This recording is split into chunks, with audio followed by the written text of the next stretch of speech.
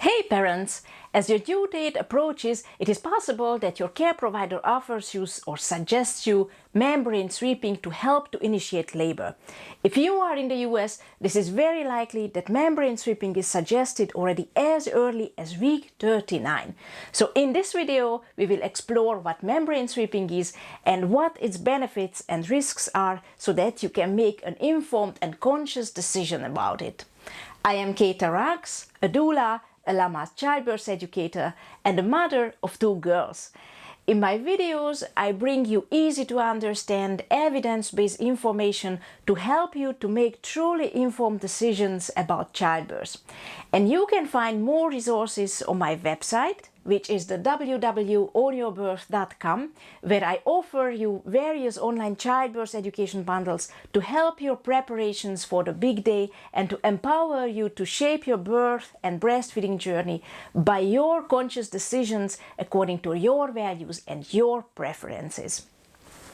Okay, but let's speak now about membrane sweeping. This is a procedure where during a vaginal exam the provider inserts 2 fingers through the cervix into the uterine cavity. Then, with circular movements, the membrane from the inner part of the uterine wall are detached to stimulate the initiation of labor. But of course, this full procedure can only be performed when the cervix is open enough for the provider's fingers to pass through. But sometimes, if the cervix is still closed, then the cervix is massaged instead of a full sweeping, and then this strong local stimulation may trigger the production of a hormone called prostaglandin, which ripens the cervix and starts labor. And it is good to know that both membrane sweeping and the cervical massage are outpatient procedure, and that means that there is no need to be admitted to the hospital for a membrane sweeping. However, you need to know that the sweeping only works if your body and if your baby are really ready for labor. So in that situation, the membrane sweeping is just a kind of trigger for the chain reaction to start. And that means that if your body is not ready yet, or your baby is not ready yet, then membrane sweeping will not induce labor. And you may ask if it is true that membrane sweeping is a gentle method of induction.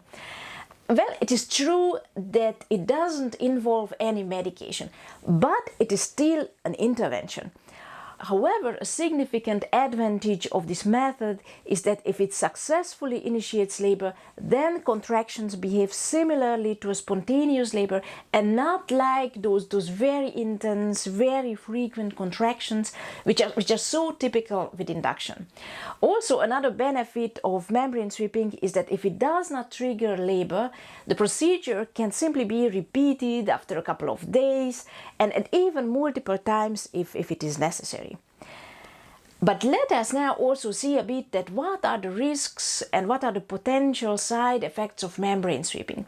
Well, firstly, membrane sweeping is not the most pleasant experience. It is quite uncomfortable and it is quite painful. Also, many mothers experience strong back pain, strong lower back pain after membrane sweeping, which sometimes lasts even during days. And additionally, spotting or a bit of bleeding might occur due to the disturbance of the cervix. And another real risk is that the provider might accidentally rupture the membranes during this procedure, and if this happens, then it is very likely that you will be admitted in the hospital, and if contractions do not start within a short time, then labor will be induced with medication.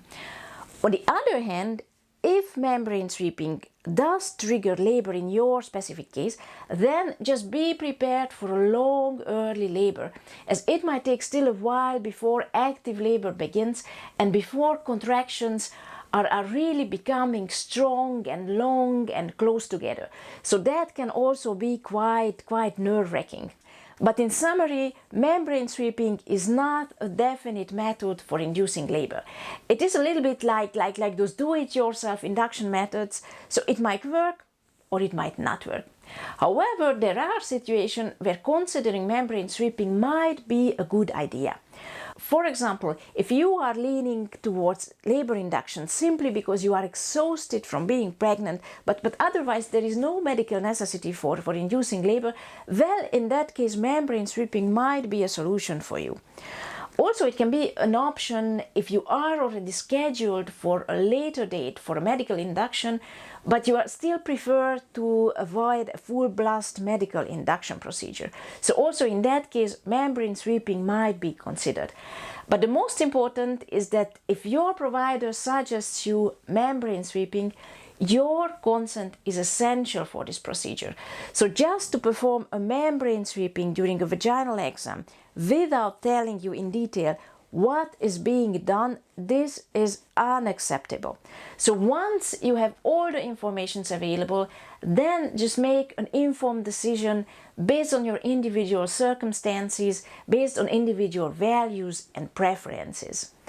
And also remember that, like any intervention, you have the right to decline membrane sweeping too, and your healthcare provider is obliged to respect your decision. And if you would like to make truly conscious, informed decisions, not just about membrane sweeping, but about other interventions too, which might be proposed to you during labor, then just visit my website, which is the www.ownyourbirth.com. And on my website, you can choose from various childbirth course bundles, and you can also subscribe to my free childbirth workshop, where I give you very practical, really easy to implement tips to make your birth smoother and more enjoyable. So see you soon there. Bye bye.